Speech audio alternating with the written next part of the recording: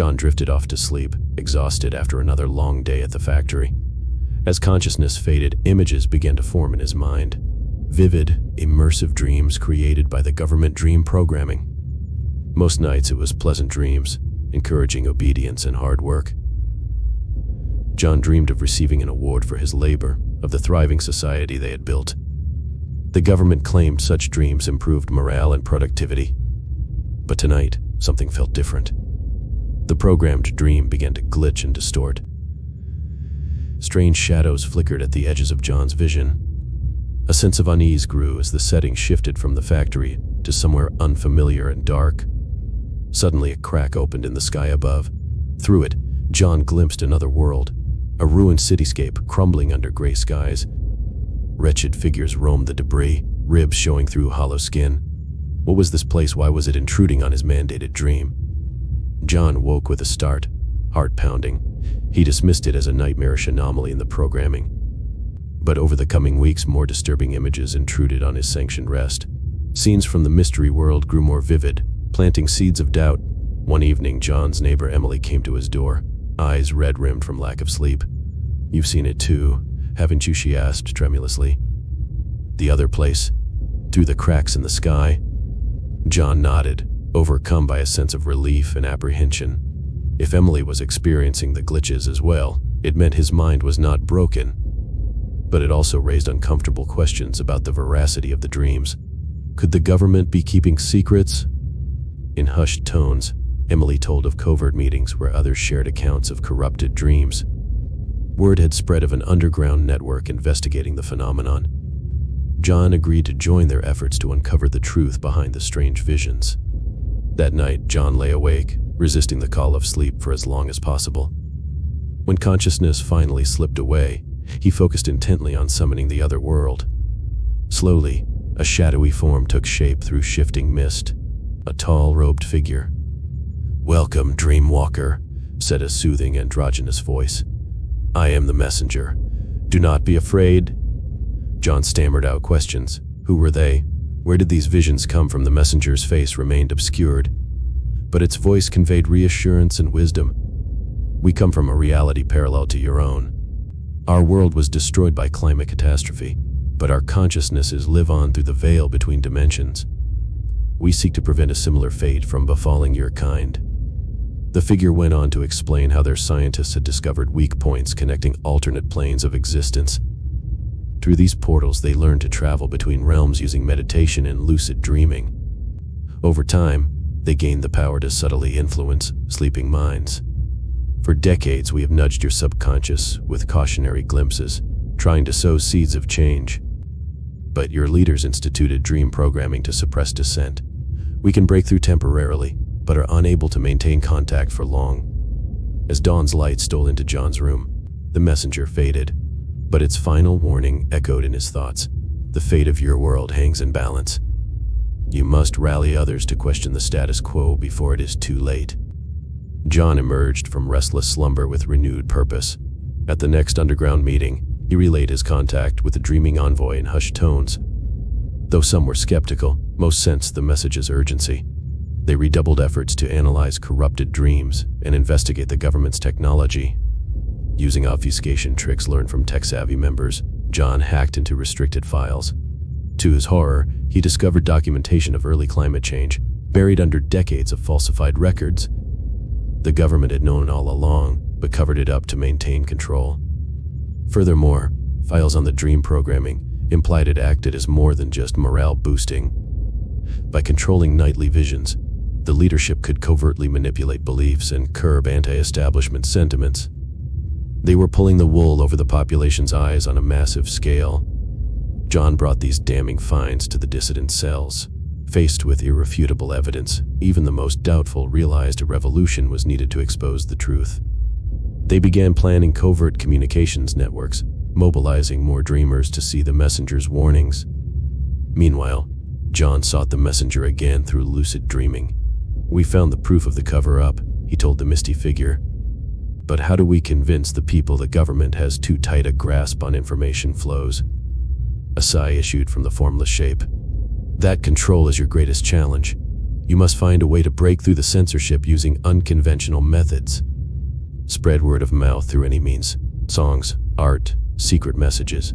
Have faith that truth will out. Taking these words to heart, the underground employed ingenious propaganda techniques. Dissident poems and cryptic symbols were scrawled in hidden alleys. Anti-establishment lyrics spread virally through a thriving underground music scene. Most impactfully, a rogue programmer discovered a way to hack the dream signals on rare occasions. Soon, climate crisis footage and evidence of lies began infiltrating the mandated visions of random citizens across the nation. It was a risky gambit, but it paid off. As more people woke questioning what they'd seen, doubt spread like wildfire. Public faith in the government rapidly eroded. Before long, protests erupted nationwide, demanding transparency. Finally, when leaked documents unveiled the full scale of the cover-up, civil disobedience exploded into open revolt. Faced with an uncontrollable populace awakened to manipulation on a massive scale, the authoritarian regime crumbled. In the newly liberated nation, the first act of the Provisional People's Council was establishing free flow of information. Secondary was tackling environmental repair through grassroots efforts guided by the dimensional messengers. As for John, he never saw the robed figure in his dreams again. But its parting message reassured him that others would carry hope between realms. Our task is done. Go forth and build a future not constrained by lies or ignorance. The choice is yours. Will you walk the path of truth? It was an ordinary Tuesday afternoon when John found the package sitting on his doorstep.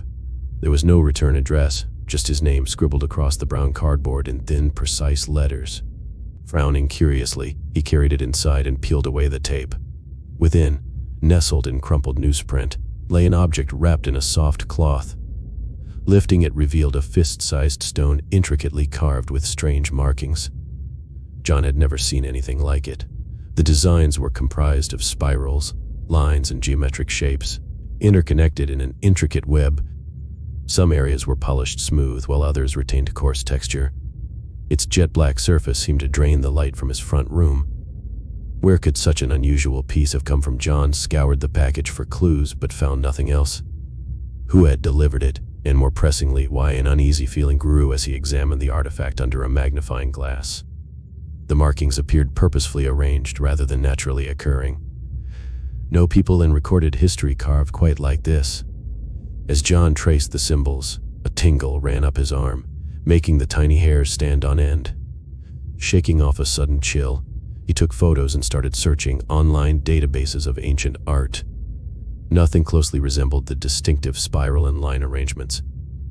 Frustrated, John turned to more obscure anthropology forums for insight.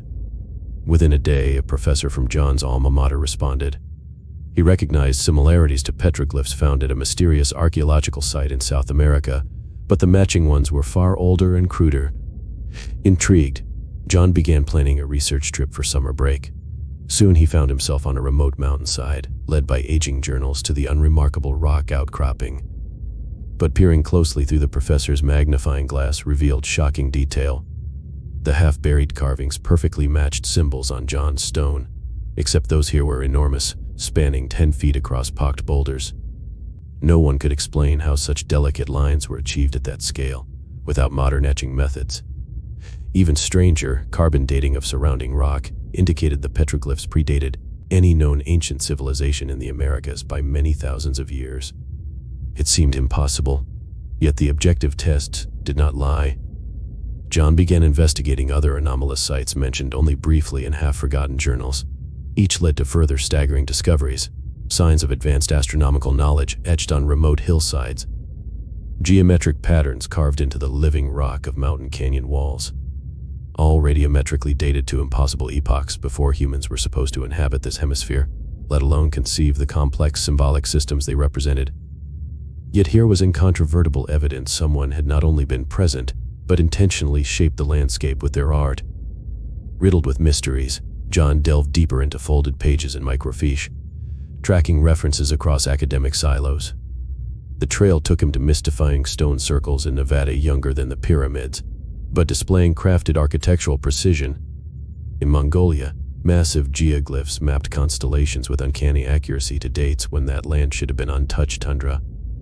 Underground at Gunung Padang in Indonesia, megalithic structures and precisely cut andesite blocks hinted at lost advanced cultures present before the last ice age.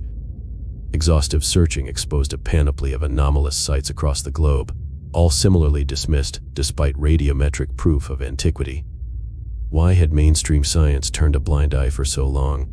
John started to suspect deliberate omission rather than mere oversight. When his inquiries aroused too much interest, cryptic threats followed. John became paranoid. Was he uncovering truths powerful forces wanted buried? Then one night, a shadowy figure broke into his home, searching for the artifact that started it all. John fought off the intruder and fled into hiding, taking only a backpack and the strange stone. His laptop and notes were destroyed, all traces of his former life obliterated. But his inquisitive mind could not rest, and the mystery pulled him ever onwards like a siren call. Going underground, John connected with an international network of like-minded investigators operating off the grid. Through them, more astonishing pieces fell into place. Rumors of ancient advanced civilizations, lineages of unexplained megalithic construction, magnetic anomalies indicating interaction with beings not of this world. All converged on John's stone as the possible Rosetta Stone to deciphering it all. Placing it on a specialized magnetometer induced bizarre energy readings identified in other purportedly extraterrestrial sites. Could there be cosmic truths awaiting revelation through careful study? One night, John awoke from fitful dreams, sweating and afraid. Peering out through dusty motel blinds revealed headlights idling in the parking lot, a menacing glow behind tinted glass. They were closing in, and this time would show no mercy. John knew he must vanish completely to retain any hope of unravelment. Using evasive tactics learned from off-the-grid allies, John slipped down under cover of darkness, leaving no trail. His final messages to trusted contacts contained coordinates for an undisclosed rendezvous, and a warning. Should he disappear, the pursuit was real, and his findings threatened powers wishing to keep mankind in engineered ignorance. Then John dissolved into the vast anonymity of trackless wilderness, along with whatever unearthly secrets his strange package may have unlocked, and forces wished sealed forever. Whether he uncovers the final answers, or simply vanishes from scrutiny's gaze, remains to be seen. Emma had always wanted to make a difference in the world, so when her college offered a volunteer placement restoring an old church in rural Hungary, she jumped at the chance. It was a worthwhile project that let her see more of Europe too. Upon arrival, Emma was struck by the church's beauty despite being in partial ruins. Carved stonework and stained glass remnants hinted at a long history. She got to work cleaning debris, cataloging artifacts, and helping with repairs under the guidance of the local priest, Father Ambrose. Ambrose was friendly but spoke little of the church's past. Emma tried engaging him, but he brushed off questions. She sensed underlying unease beneath his warm smiles. His discomfort only grew Emma's curiosity about what dark secrets this place may hold. One afternoon, sorting rubble in the crumbling bell tower, Emma's shovel hit something solid yet hollow-sounding. Brushing away scrabbled mortar revealed a rusted metal hatch set flush into the stone floor. With a grinding protest, the hatch unwillingly yielded to strength, exposing a dust-filmed flight of wooden stairs spiraling down into blackness. Emma fetched a torch, heart pounding, as she descended into the unknown depths below the church. The stale, cool air was quiet but for her unsteady breaths. At the bottom, Emma's light swept over arched brickwork. It was a large chamber dug deep underground. What purpose had it served, and why was it kept hidden? Disturbing artifacts began emerging amid her careful excavation. Bones, scraps of weathered fabric, discarded tools, and primitive shackles bolted to the walls. A stomach-churning realization dawned on Emma. She had found a buried torture chamber from some dark period of history. That night she confronted Ambrose, demanding answers. He admitted knowing of the chamber, but begged her not to involve authorities. Terrible things were done here during the war. Best leave sleeping dogs lie. But his evasiveness only strengthened Emma's resolve to uncover the full truth. Sneaking back after curfew with her camping torch, Emma meticulously documented the cold chamber and its grisly relics. The scattered bones appeared deliberately arranged rather than naturally interred. She photographed everything as evidence, determined to shed light on this insidious secret. Cross-referencing historical records revealed a strange gap corresponding to World War II. All mention of the church abruptly ceased. Maps from that period didn't show it at all. Emma sensed a massive cover-up, and the priest was hiding something personally damning. Using ancestry sites, Emma tracked down descendants of the village's former inhabitants, now scattered across Europe. Their accounts spoke of residents suddenly vanishing without explanation during the 1940s. Nazi occupation troops had forcibly emptied the area, but what atrocity took place within the church's walls? One elderly woman recalled rumors of unholy rites performed in secret underground. Another man remembered as a child seeing prisoners marched at gunpoint towards the church, never to be seen again. They all expressed fear passed through generations, warning against further digging into the past. But Emma had come too far to back down now. She kept pushing, putting together pieces of the buried history that someone desperately wanted forgotten.